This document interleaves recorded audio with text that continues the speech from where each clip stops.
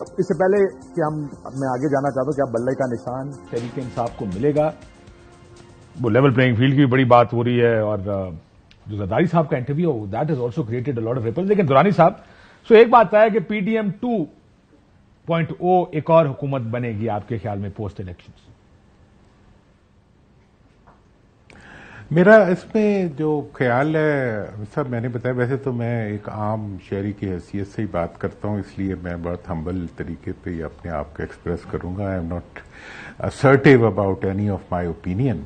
لیکن میرا یہ خیال ہے کہ اس وقت پی ڈی ایم 2 ٹائپ حکومت بھی نہیں چلے گی, بلکہ اس وقت ایک پوری پارلیمنٹ پہ مشتمل ایک نیشنل یونٹی گورنمنٹ جو ہے. سر پی ڈی ایم پوری پارلیمنٹ کی حکومت ہے نا, ایک پارٹی باہر, باقی ساری کی ساری حکومت میں مجلس شورا بنا جائے.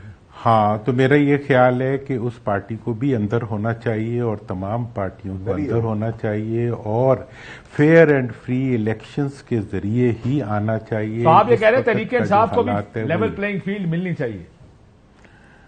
جی, سب کو ملنی چاہیے. جمہوریت تو اسی کا نام ہے نا. اگر ہم جمہوریت ایکسیپٹ کریں گے, اور ایک عام شہری کی جمہوریت, میرے جیسے ایک ہمبل سے شہری کی جمہوریت تو ایسی ہی ہوتی ہے, جسے پوچھا جا سکتا ہے کہ جی تم کس کیپیسٹی میں یہ بات کر رہے ہو. میں اپنی کیپیسٹی میں ہی بات کرتا ہوں.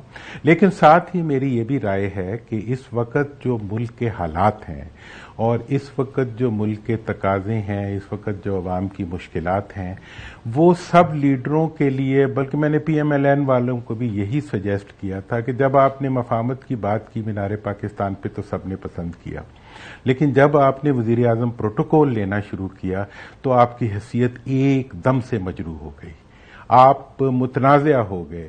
اس لیے اب جو الیکشن ہونے جا رہے ہیں اس میں سے وہی لیڈر باعزت نکلے گا جو فیئر اینڈ فری الیکشنز کی طرف کھڑا ہوگا, جو اس کے لیے نہیں کوشش کر رہا ہوگا کہ مجھے کوئی سلیکٹر سلیکٹ کر کے بٹھا دے, جو اس کے لیے کوشش کر رہا ہوگا کہ میں عوام کی سلیکشن کے سامنے سرنگوں ہو جاؤں.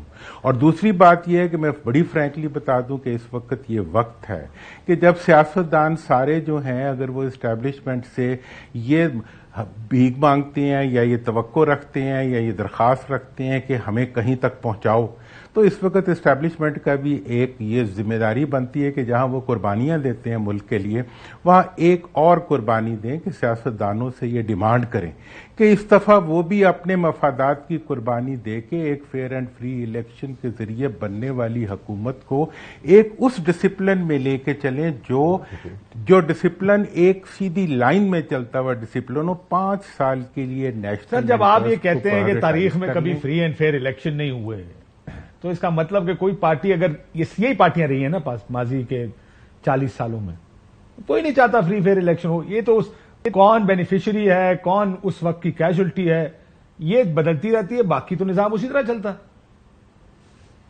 دیکھیں, کہتا تو ہر کوئی ہے نا, تو میں فیس ویلیو پہ لے رہا ہوں. اس وقت کوئی ایک لیڈر بتا دیں جو یہ کہے کہ میں پاکستان میں فیئر اینڈ فری الیکشن نہیں چاہتا.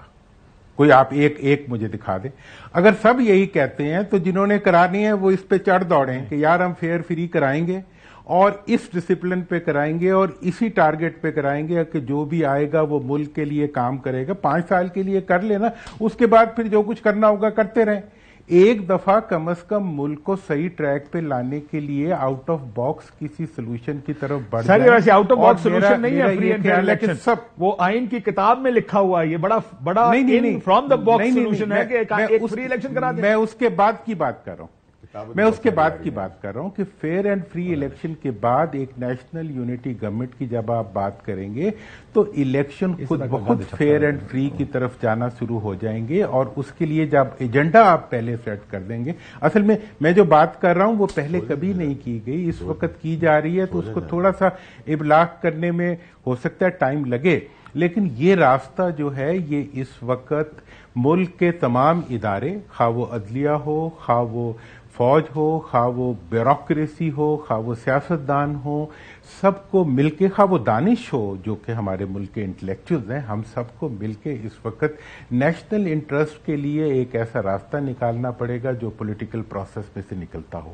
اور یہ لیڈروں کے لیے, اس وقت کے لیڈروں کے لیے جو اس چیز کو آگے بڑھائیں گے، جو اس چیز کو لے کے چلیں گے، ان کے لیے مستقبل میں عزت کا نشان بن جائے گا۔ اور اس دفعہ اگر کوئی سلیکٹ ہو کے آیا تو وہ اتنی ذلت اٹھائے گا کہ آئندہ تاریخ بھی اس کی ذلت دھو نہیں سکے گی۔ میں یہ بات بالکل محسوس کر رہا ہوں، اور اس کو محسوس کرتے ہوئے میں اگلے چلے میں یہ جو کہہ رہے ہیں ابھی کنٹینیوٹی کے لیے یہ بات کر رہا ہوں۔ ٹھیک جی